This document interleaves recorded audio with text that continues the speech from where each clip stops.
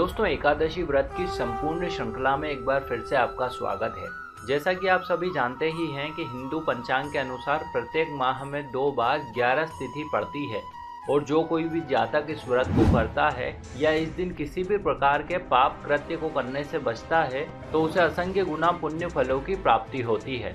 हर बार की तरह इस बार भी हम आपके लिए लेकर आए हैं एक ऐसी कथा जिसे सुनकर आपको आषाढ़ मास के कृष्ण पक्ष में पड़ने वाली इस योगिनी एकादशी की महत्ता का पता चलेगा। तो चलिए दोस्तों, एक बार विस्तार से प्रकाश डालते हैं कि आखिर कैसे ये व्रत इस कलयुग में असंख्य अश्वमेध यज्ञों के समान पुण्य फलदायी है और कैसे इसे धारण करने से मनुष्यों को सभी प्रकार के कष्टों से छुटकारा मिलता है।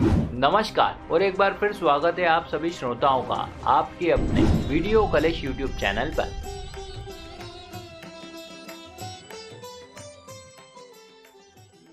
धर्मराज युधिष्ठिर ने कहा, भगवान, मैंने आपके श्रीमुख से ज्येष्ठ माह के शुक्ल पक्ष की एकादशी के व्रत का महत्व सुना। आप कृपा करके आप मुझे आषाढ़ माह के कृष्ण पक्ष की एकादशी की कथा सुनाइए। श्री कृष्ण ने कहा, हे राजन, आषाढ़ माह के कृष्ण पक्ष में पड़ने वाली एकादशी का नाम योगिनी एकादशी है। इस व्रत से समस्त प्रकार के पाप नष्ट हो जाते हैं। साथ ही साथ ये इस लोक में भोग और परलोक में मोक्ष प्रदान करने वाली है। मैं तुम्हें पुराणों में वर्णित इस कथा को सुनाता हूँ, तुम इसे ध्यान पूर्वक सुनो। स्वर्ग लोक की अलकापुरी नामक नगरी में कुबेर नाम का राजा राज करता था। वो बहुत बड़ा शिव भक्त था और नित्य प्रतिदिन शिव जी की पूजा अर्चना किया करता था। उसी के महल में हेम नाम का एक माली काम करता था। उसका काम था पूजन के लिए सरोवर से पुष्प लाना ताकि राजा उन पुष्पों को शिव जी को अर्पित कर सके। हेम की एक पत्नी भी थी जिसका नाम विशालाक्षी था। वह अत्यंत ही सुंदर थी और ऐसे ही एक दिन राजा ने शिव जी की एक बहुत ही महत्वपूर्ण पूजन का आयोजन रखा। अतः उन्होंने माली से कहा कि वो समय पर आकर पूजन के लिए पुष्प दे जाए। अगले दिन हेम सरोवर से पुष्प ले तो आया, लेकिन कामाशक्त होने के कारण वो अपनी पत्नी के साथ रमण करने लगा। इधर महल में पूजा शुरू होने को थी, किंतु अभी तक हेम माली का कोई अता पता नहीं था। राजा को उसकी राह देखते देखते दोपहर हो गई। अंत में राजा कुबेर ने अपने सेवकों को आदेश दिया कि जाओ, तुम लोग जाकर माली के न आने का कारण पता करो। तदनंतर कुछ समय पश्चात सेवकों ने आकर राजा को अतिकामी हेम की सूचना दी। उन्होंने कहा, महाराज, उस दुष्ट को अपनी जिम्मेदारी का तनिक भी भान नहीं है। वो कामी अपनी स्त्री के साथ रमण कर रहा है। और इस प्रकार से दोस्तों, सैनिकों के मुख से कामी हेम माली का समाचार सुनकर राजा को बड़ा क्रोध हुआ। उन्होंने सैनिकों से उस दुष्ट को महल में उपस्थित होने का बुलावा भेजा। हेम माली भय से कांपता हुआ राजा के समक्ष उपस्थित हुआ।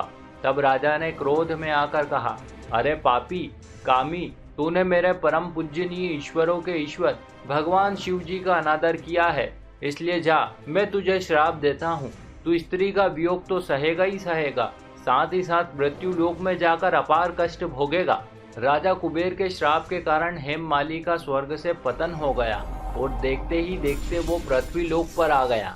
वो भूख, प्यास और संभोग सुख से विरक्त होकर अपार कष्टों का अनुभव करने लगा। इतनी भयंकर गत हो जाने के कारण उसे अब रात्रि को नींद भी नहीं आती थी, परंतु शिव जी की कृपा से उसे पिछले जन्म की स्मृतियां अवश्य थी।